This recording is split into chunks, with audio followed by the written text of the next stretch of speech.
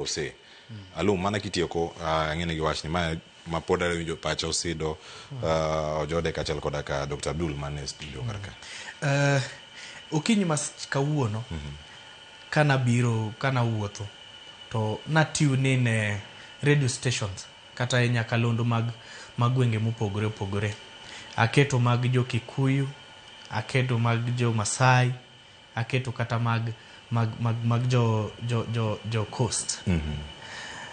Dhok achiel wuoyo kawuono ni opondo Kaluma nyaka makgi nyaka National Cohesion and Integrity Commission tim tije nikech gima no wacho no wangiura ne seche ma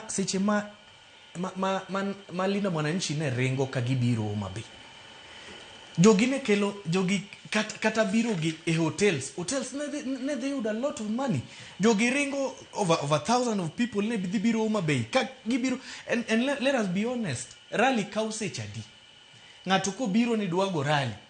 roughly an hour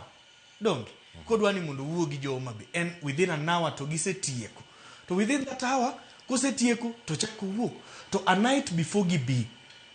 otende ne dhi yudo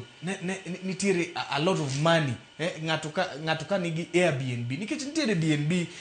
Homabay town, nitiere hotele mang'eny Homabay town. Anaseringo kata nyocha ne wan Bomet, ka wan Bomet kudhi a day before yudo ka you book hotels around Bomet to kubuk mane kaka jowadwa nun mondo to winje gimopondo Kaluma wacho ni ka in gotel Homabay to nyake kuongi verify ngat mabiro ninde otendi no ni kopo ni dangwa bi and no facilitate gi mano gimo wacho gi dhogi ni jowagi ase wuoyo gi jotendu ase miyo ufuel kaka dangu ringo tieno machal kama. No, in fact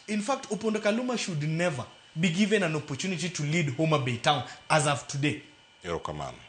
Manalum Linus kendo abiane hiro Kevin Osedo to akwado to mise bede ka